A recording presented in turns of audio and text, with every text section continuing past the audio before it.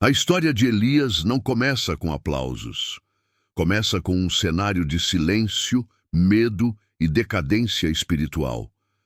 Em um tempo onde a verdade havia sido deixada de lado, onde a fé já não ocupava mais o centro da vida do povo, e onde a voz de Deus parecia distante, surge um homem que não aceitou viver como todos os outros. Um homem que decidiu se levantar. Não porque era o mais forte, não porque era o mais preparado, mas porque escolheu confiar. Elias surge em um dos períodos mais sombrios da história de Israel. A nação que um dia havia sido marcada pela presença de Deus, agora estava mergulhada em idolatria. O povo já não buscava mais ao Senhor como antes, e aquilo que era sagrado havia sido substituído por falsos deuses. No centro de tudo isso estava o rei Acabe, um rei que, ao invés de conduzir o povo na direção certa, se deixou levar por influências que afastaram ainda mais a nação de Deus. E ao seu lado estava Jezabel, uma mulher determinada, influente e profundamente comprometida com a idolatria. Ela não apenas promovia a adoração a outros deuses, ela perseguia aqueles que permaneciam fiéis. Profetas eram caçados. A verdade era silenciada e o medo dominava. Era um tempo onde permanecer firme exigia coragem. E foi exatamente nesse cenário que Elias apareceu. Sem aviso, sem introdução, sem apoio. A Bíblia não nos dá muitos detalhes sobre sua origem nesse primeiro momento. Ele simplesmente surge como uma resposta de Deus para uma geração perdida. E a primeira coisa que Elias faz já revela quem ele era. Ele se posiciona diante do rei, diante do sistema, diante de tudo aquilo que estava errado, e com uma autoridade que não vinha de títulos, mas de sua conexão com Deus, ele declara: não haveria chuva sobre a terra, até que Deus dissesse o contrário.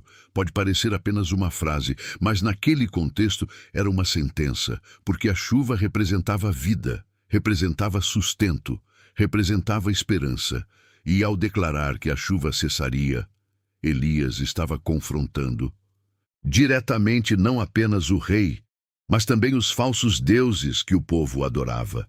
Era como se dissesse: o Deus verdadeiro ainda está no controle.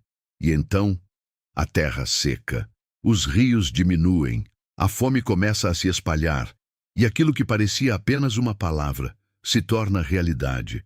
Mas enquanto tudo isso acontecia diante dos olhos de uma nação, Elias desaparece, porque Deus o leva para um lugar secreto, um lugar longe dos holofotes, longe do reconhecimento, longe da multidão, um lugar onde ninguém estava vendo. E é aqui que começa uma das partes mais importantes da história, porque antes de Deus usar alguém em público, ele trabalha essa pessoa no secreto. Elias é levado para um ambiente de dependência total, sem garantias, sem controle, sem saber o que viria depois. A única coisa que ele tinha era fé. E nesse lugar, Deus o sustenta de formas que fogem à lógica. Ele aprende a confiar não no que vê, mas em quem Deus é. Enquanto o mundo lá fora enfrentava escassez, Elias era sustentado. Enquanto muitos viviam no desespero, ele aprendia a depender, e isso nos mostra algo poderoso. Nem sempre o afastamento é perda. Às vezes, é preparação, porque Deus não estava apenas protegendo Elias. Estava formando nele uma estrutura espiritual que suportaria o que viria depois. E esse tempo de preparo não foi curto. Dias se passaram, semanas, meses. Elias permaneceu fiel, mesmo sem plateia, mesmo sem reconhecimento, mesmo sem respostas imediatas, até que chega o momento em que aquilo que foi construído no secreto precisa se manifestar no público. E Deus envia Elias de volta ao confronto, de volta à missão, de volta ao centro do conflito. Mas agora ele não é mais o mesmo homem. Agora existe algo dentro dele que não pode ser abalado facilmente. Uma confiança que não depende das circunstâncias. Uma fé que foi testada e aprovada. E ao retornar, Elias não encontra um cenário melhor. Pelo contrário, a situação havia piorado. A fome estava ainda mais intensa. O desespero havia aumentado e o povo continuava dividido. Era como se tudo estivesse contra. Mas é exatamente nesse tipo de cenário que Deus costuma agir de forma mais clara. E Elias entende que não era apenas sobre ele. Era sobre um povo inteiro. Era sobre uma geração que precisava ser despertada. Era sobre trazer de volta aquilo que havia sido perdido. E então ele toma uma decisão ousada, uma decisão que ninguém mais teve coragem de tomar. Ele propõe um confronto direto, um momento público, um teste definitivo, para mostrar de uma vez por todas quem era o verdadeiro Deus. Mas antes mesmo desse grande momento acontecer, existe algo que torna essa história ainda mais profunda. Porque Elias, mesmo sendo um homem de fé, também era humano. Ele sentia, ele pensava, ele enfrentava emoções como qualquer outra pessoa. E isso torna tudo mais real. Porque muitas vezes imaginamos que pessoas de fé não passam por dificuldades internas. Mas a verdade é que passam. Elias não era perfeito, mas era disponível, e isso fez toda a diferença, porque Deus não procura pessoas perfeitas, procura pessoas dispostas, dispostas a confiar, dispostas a obedecer, dispostas a permanecer, mesmo quando é difícil. E talvez, nesse momento, essa história esteja começando a falar diretamente com você, porque assim como naquela época, hoje também vivemos em um mundo cheio de distrações, um mundo onde muitas vozes tentam te direcionar, mas nem todas vêm de Deus, um mundo onde é mais fácil seguir o fluxo do que se posicionar. E a pergunta que a história de Elias levanta logo no início é simples, mas profunda. Você vai permanecer firme ou vai seguir a multidão? Porque Elias decidiu permanecer. Mesmo sozinho, mesmo pressionado, mesmo sem saber exatamente como tudo iria terminar. E é isso que torna a história dele tão poderosa. Não é apenas sobre milagres, é sobre decisão, é sobre coragem, é sobre fé em ação. E ao longo deste vídeo, você vai ver como um único homem posicionado, alinhado com Deus, foi capaz de confrontar uma nação inteira. Você vai entender como Deus age no secreto antes de agir no público e como até mesmo os momentos de fraqueza podem fazer parte de um propósito maior. Prepare-se, porque essa não é apenas uma história do passado, é uma mensagem para o presente e talvez um chamado para a sua vida. Depois de um tempo sendo preparado no secreto, Elias é chamado novamente para se posicionar, não mais escondido, não mais isolado, agora diante de todos. Deus o envia de volta até o rei Acabe, e quando os dois se encontram, o clima é de tensão.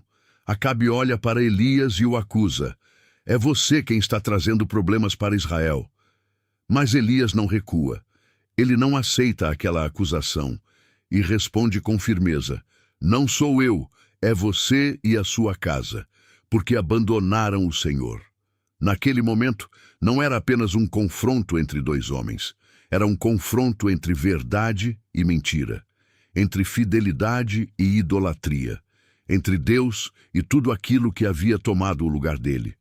E então, Elias propõe algo ousado, um desafio público, algo que colocaria fim, de uma vez por todas, à dúvida que dominava o povo. Ele ordena que todo o povo de Israel se reúna no Monte Carmelo, e junto com eles 450 profetas de Baal, homens que representavam tudo aquilo que havia afastado a nação de Deus. O cenário está montado. De um lado, centenas. Do outro, apenas um homem. Mas Elias não se intimida, porque ele sabia que não estava sozinho. Ao chegar diante do povo, ele faz uma pergunta que ecoa até hoje. Até quando vocês vão ficar indecisos? Se o Senhor é Deus, sigam-no, mas se Baal é Deus, sigam a ele. Silêncio. Ninguém responde, porque muitas vezes a indecisão é mais confortável do que escolher um lado. Mas Elias sabia. Chegou a hora de decidir, e então ele explica o desafio. 2 altares seriam preparados, 2 sacrifícios, mas sem fogo. O Deus que respondesse com fogo, esse seria o verdadeiro. Parece simples, mas naquele momento era tudo. Os profetas de Baal começam. Eles clamam, gritam, se movimentam, horas passam, e nada acontece, nenhuma resposta, nenhum sinal, apenas silêncio. E Elias observa, com calma, com convicção, sem pressa, porque quem confia não se desespera. Chega então o momento dele, mas antes de orar, Elias faz algo inesperado. Ele manda jogar água sobre o altar, 1 vez, 2 vezes, 3 vezes. A água escorre, encharca tudo. Humanamente, aquilo tornava a situação ainda mais impossível. Mas era exatamente esse o ponto.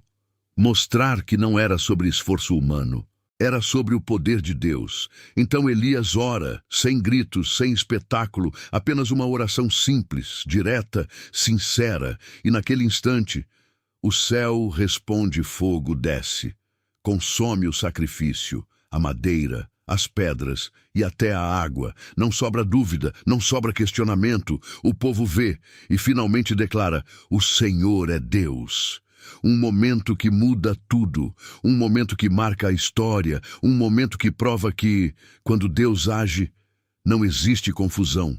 Mas mesmo depois de uma vitória tão grande, a história de Elias dá uma reviravolta inesperada, porque a rainha Jezabel não aceita o que aconteceu. Ao invés de se render, ela ameaça, promete tirar a vida de Elias.